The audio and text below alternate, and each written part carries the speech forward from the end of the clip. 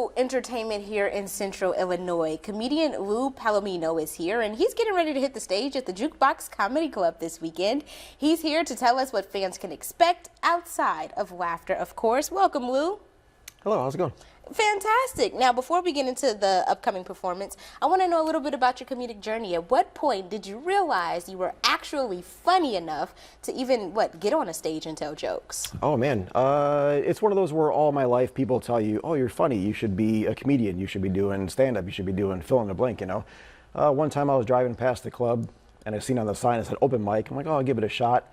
And I went up there and had the worst 5 minutes of my life, right? But the lure of the stage and trying to get people to laugh when normally I can just have someone laugh. It was a draw. So then it became a challenge. Yeah. And then from a challenge into like a life goal of, can I make this a reality? And here we are kind of making it a reality, you know? Making it a reality. So was it always a dream of yours, or just something you kind of walked into? I always loved making people laugh.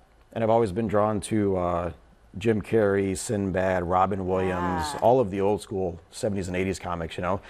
Just the silliness, you know, the Three Stooges, slapstick humor, that kind of stuff. Just I loved seeing that I can change somebody else's reality for just a few seconds, you know, make them laugh. It just like a knack. I feel like that's my mission, is to help others, you know, in some way, shape, or form, you know. And you mentioned some of the greats that inspired you. So how would you say, after years of watching them and being a comedian yourself, you kind of seen the industry change a bit? Yes.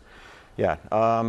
It went from that type of humor to like one-liners, and now it's more like personal stories. Who are you? You know, like we want to know what your thoughts are on things, how you feel about things, things that you've gone through, because we want to know that we share something. Right. It's cool to make you laugh about a story that's funny, but if I can talk to you about something that resonates with you, that you've experienced too, it makes that bond that much better. It makes for more of an enjoyable evening, you know. Yeah. So tell us a little bit more about your comedic style. My comedic style, I tried doing one-liners and telling jokes and manufacturing things that I thought were funny. It did not go well. It was a very rough first 6 months of comedy. And then I was about ready not to quit, but just throw in the towel. I went up on stage and just started talking to people. And as I was talking, I was, you know, making fun of this guy over here or talking about what I saw about over here. And next thing you know, they're laughing, they're enjoying it, everyone's engaged. And I get off the stage and the host is like, hey man, that was the best I've ever seen you do. And I was like, I was just talking. And then I realized that it's not me trying to make stuff funny, it's just my view on things, and you want to know me and how I see things. And then when you watch comedy, you realize that that's all you're looking for, is what does this person think about things, or how do they react in situations, you know. So, and then once I had kids, oh boy, that is it. That is, I can't not talk about my kids and the things they bring to the table, because do you have kids yourself? No, sir. Okay. Good. Lucky for you. You can just get up and go, you know. But they make me laugh more than anybody I've ever met, and the things they say and do.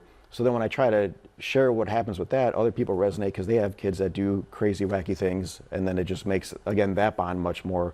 And nothing's been better than having somebody go, oh, my Braxton, you know, my Braxton reminds me of your Jackson, you know, because like something I said resonated with them, you know. So again, the kids, if it weren't for the kids, I probably wouldn't have a comedy career at this moment, you know. Well, look at that. And you know what? People will get to experience that with you this weekend at the Jukebox. Yes. So tell us about the upcoming show.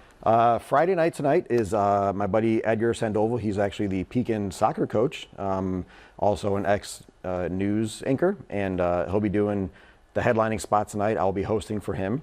And then tomorrow night, we're switching roles. He'll be hosting for me, and I'll be headlining the Jukebox for my very first time. So it's kind of like an exciting up and coming, you know, for me. It's a milestone for myself.